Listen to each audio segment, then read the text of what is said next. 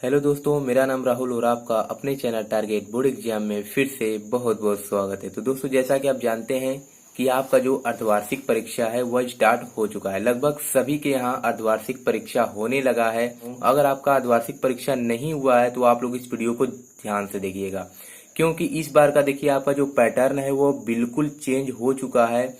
हर subject का जो प्रश्न पत्र आ रहा है वो बिल्कुल बदल चुका है। इस बार जो एग्जाम होने वाला है आपका, उसमें 20 नंबर का बहुविकल्पीय प्रश्न पूछे जाएंगे। ठीक है, तो अर्धवार्षिक पेपर के माध्यम से आप जान सकते हैं कि आपका जो बोर्ड परीक्षा है उसका जो परीक्षा पैटर्न होगा वो कैसा होगा और आपका जो अर्धवार्षिक पेपर होने वाला है वह कैसा आएगा। ठीक है, तो आज के इस वीडियो में मैं आप सभी लोगों को अर्धवार्षिक परीक्षा 2022 से 2023 का कक्षा 10 का सामाजिक विज्ञान का पेपर दिखाने वाला हूँ। ठीक है, पूर्णांक आपका 70 नंबर का रहेगा।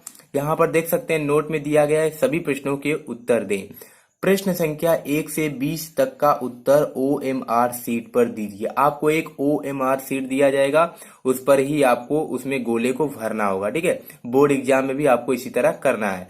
तो यहाँ पर आप देख सकते हैं खंड क है, पहला क्वेश्चन है बहुविकल्पीय प्रश्न, जो कि 20 नंबर के पूछे जाएंगे और प्रत्येक क्वेश्चन 1 नंबर का होगा। ठीक है, तो पहला क्वेश्चन है हमारा कि सामाजिक उपबंध नामक पुस्तक का लेखक कौन था। ऑप्शन नंबर क है रूसो, ख है मॉन्टेस्क्यू, ग है नेकर और घ है दिदरो। तो अगर आपने अच्छे से तैयारी की है तो आपको पता होगा कि इसका करेक्ट आंसर कौन सा है। 1789 ईस्वी में फ्रांस की क्रांति के समय किसका शासन था। लुई 14वां, लुई 16वां, लुई 15वां या नेपोलियन। इस पे आप टिक पर मत जाइए, ये जिसका पेपर है वो अपने से लगाया है। अगर ये गलत भी हो सकता है, ऐसा नहीं है कि ये सही ही लगाया होगा। अगर आपको ऐसा लगता है कि दूसरा सही है तो आप अपना मिला सकते हैं, क्योंकि यह अपने से टिक लगाया है, ये जिस बच्चे का पेपर है। ठीक है, अगला क्वेश्चन है कि फ्रांस की क्रांति हुई थी 1788 ईस्वी में, 1789 ईस्वी में, 1790 ईस्वी में या 1787 ईस्वी में। ठीक है, 1916 ईस्वी में साबरमती आश्रम की स्थापना निम्न में से किसने किया। यहाँ पर आप देख सकते हैं जलियांवाला बाग में गोली चलाने की आज्ञा किसने दी थी। बेल्जियम में सामान्य रूप से कौन सी 2 भाषाएं बोली जाती हैं। सामुदायिक सरकार की व्यवस्था किस देश में है। ग्राम पंचायत के पंच के अध्यक्ष को क्या कहा जाता है। और 9वां हमारा क्वेश्चन है कि 1968, ठीक है, 1968 ईस्वी में ओलंपिक खेलों का आयोजन कहाँ हुआ था।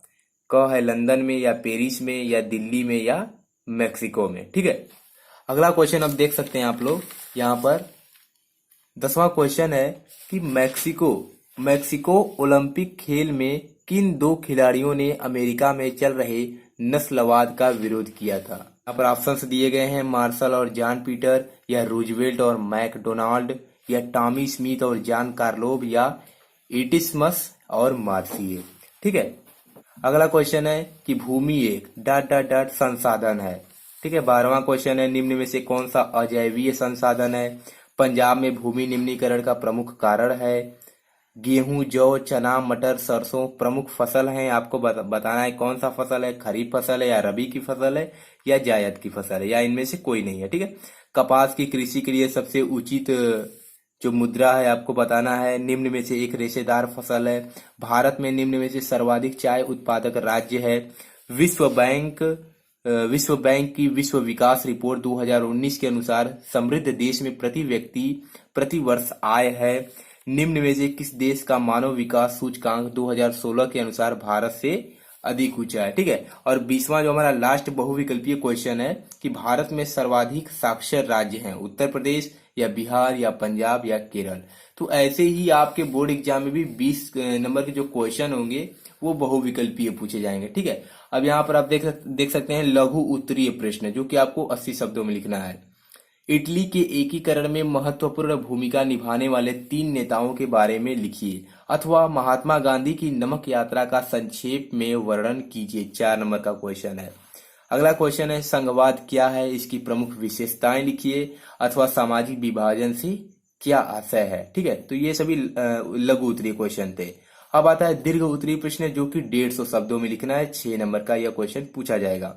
1789 ईस्वी में फ्रांस की क्रांति के क्या कारण थे, अथवा 1930 ईस्वी के सविनय अवज्ञा आंदोलन की किन्हीं 3 विशेषताओं का वर्णन कीजिए।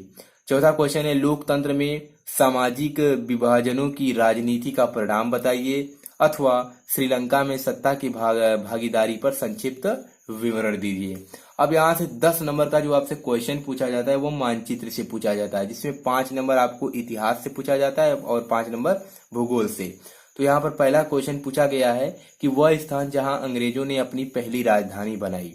ठीक है, वह स्थान जहां 1929 में कांग्रेस का अधिवेशन हुआ, वह स्थान जहां कांग्रेस का पहला अधिवेशन हुआ, वह स्थान जहां कांग्रेस का दूसरा अधिवेशन हुआ, और वह स्थान जहां जलियांवाला बाग हत्याकांड हुआ। तो ये सभी क्वेश्चन हर साल पूछे जाते हैं, आप लोग इन्हें ही तैयार कर लीजिएगा। अब आता है लघु उत्तरीय प्रश्न। संसाधन से क्या तात्पर्य है? जैव तथा अजैव संसाधन स्पष्ट कीजिए। झूमिंग कृषि से क्या तात्पर्य है? जन्म दर तथा मृत्यु दर को स्पष्ट कीजिए, अथवा अर्थव्यवस्था में प्राथमिक तथा द्वितीयक क्षेत्र को स्पष्ट कीजिए। ठीक है, अगला क्वेश्चन है दीर्घ उत्तरीय प्रश्न 150 शब्दों में कि रोपण कृषि या बागाती कृषि को उदाहरण सहित वर्णन कीजिए, अथवा काली मृदा के निर्माण प्रक्रिया बताते हुए इसकी विशेषता बताइए। 8वां क्वेश्चन है यूएनडीपी द्वारा मानव विकास के लिए क्या मापदंड अपनाया गया है, वर्णन कीजिए। अथवा हम इसको कर सकते हैं कि भारत में भूमिगत जल पर टिप्पणी लिखिए। और 9वां क्वेश्चन है मानचित्रकार। इसमें पहला है कि भारत देश की राजधानी चिन्ह सहित आपको दर्शाना है। पश्चिमी घाट का एक प्रमुख बंदरगाह, गेहूं उत्पादन का एक प्रमुख क्षेत्र, नर्मदा नदी, नरौरा परमाणु केंद्र।